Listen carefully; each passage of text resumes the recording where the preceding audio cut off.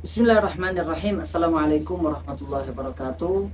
Alhamdulillah pemirsa channel YouTube MZT Malang Raya, kita berada di bulan yang mulia ini, di bulan suci, di bulan Ramadan, yang mana cucuran rahmat dari Allah Subhanahu wa taala diberikan kepada kita semuanya umat baginda Nabi Muhammad Shallallahu alaihi wasallam.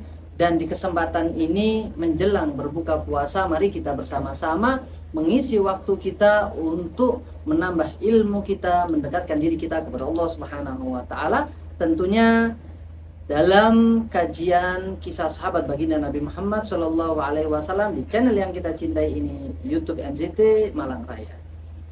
Di video-video selanjutnya kita sudah membahas bagaimana kisah perjuangan, bagaimana pengorbanan dan juga kegelisahan, kegundahan sampai menjadi kabar gembira dari Allah Subhanahu wa taala yang dihadapi oleh sahabat Abdullah bin Jahash.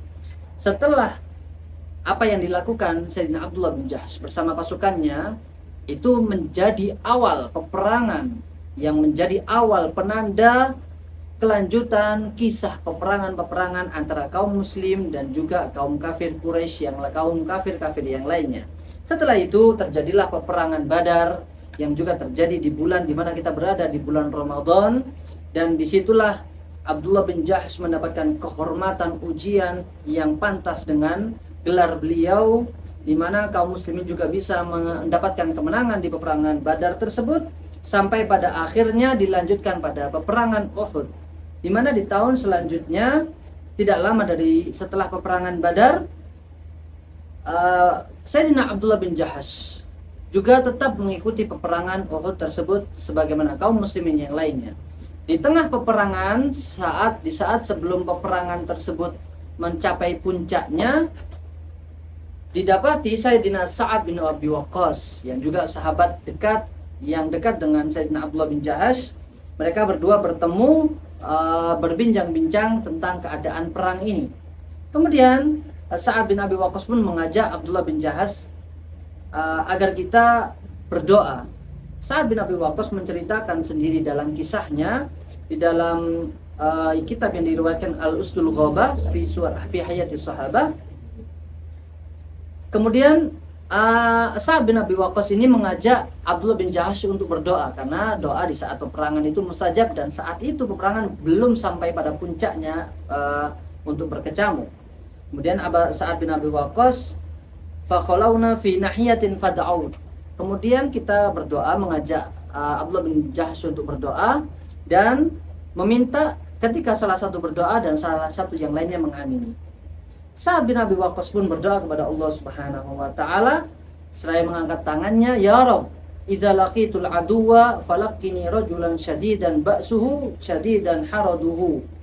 Ya Allah, tatkala jikalau perang ini sudah berkecamuk, maka pertemukanlah aku dengan orang-orang yang bengis, dengan orang yang keji, menyiksa kaum muslimin dahulunya, sehingga aku bisa memeranginya dan aku bertempur bersamanya, bertempur dengannya. Tsummarzuqni dzafara alaihi hatta aqtulahu wa akhudha salabahu. Dan karuniakanlah aku kemenangan ketika aku bertempur dengannya, sehingga aku pun bisa membunuhnya dan aku mengambil harta-harta yang dia bawa dan alat-alat peperangan yang dia miliki. Fa'ammana Abdullah bin Jahash ala du'ai. Kemudian Abdullah bin Jahash pun mengamini doaku. Kemudian saat ini tiba giliran doa Abdullah bin Jahash. Kemudian Abdullah bin Jahash pun melantunkan doanya. Dia pun melantunkan doanya. Kemudian dia berdoa, Allahumma rzuqni rajulan syadidan haraduhu syadidan ba'suhu.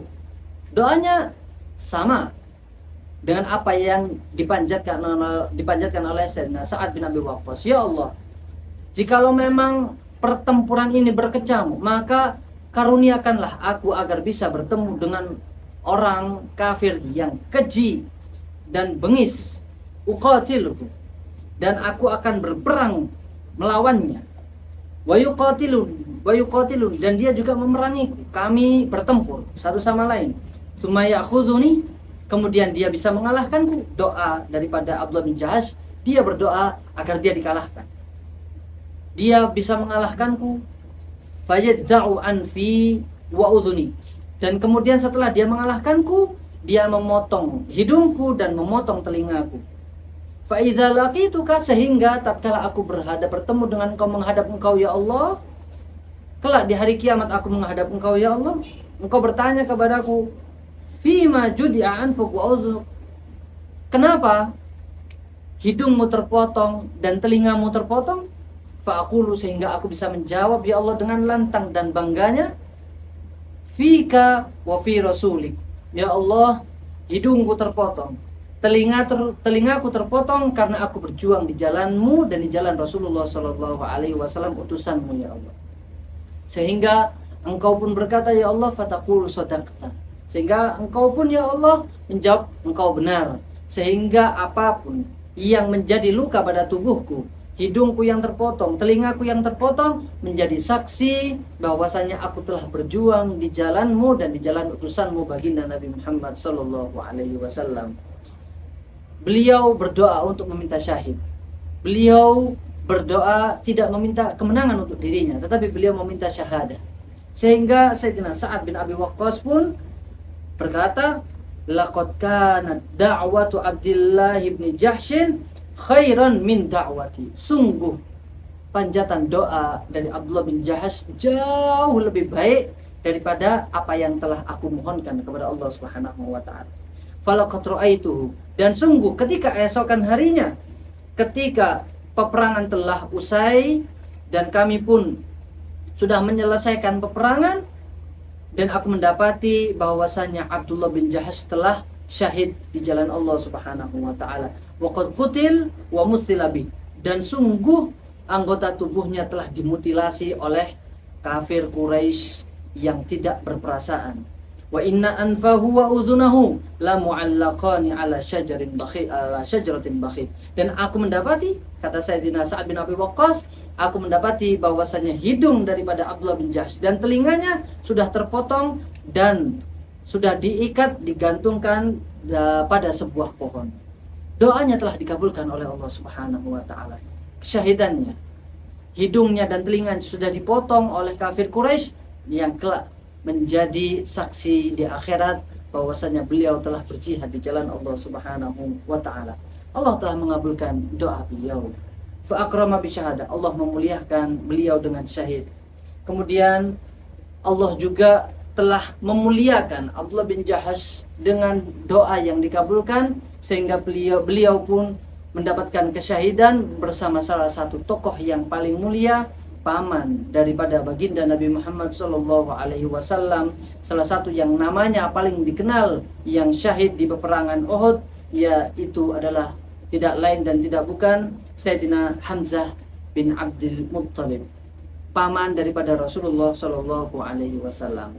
Lantas Rasulullah pun memerintahkan agar makam daripada paman beliau Sayyidina Hamzah bin Abdul Muttalib dan juga sepupu beliau Abdullah bin Jahash dimakamkan pada satu liang lahat, berdampingan, tidak jauh dan berdampingan satu sama lainnya.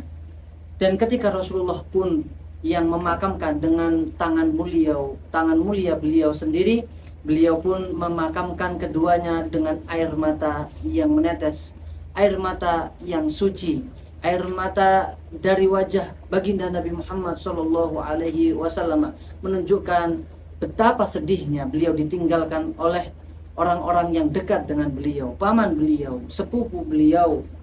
Ditetesi makam keduanya, dihiasi, dicampur dengan air mata baginda Nabi Muhammad Sallallahu Alaihi Wasallam, menambah semerbak harum makam keduanya. Aroma wangi yang keluar dari dua pahlawan, dua tokoh syahid yang diambil nyawanya oleh Allah Subhanahu wa taala daripada peperangan Uhud ini. Sungguh peristiwa kisah yang sangat luar biasa, perjuangan daripada sahabat Abdullah bin Jahash.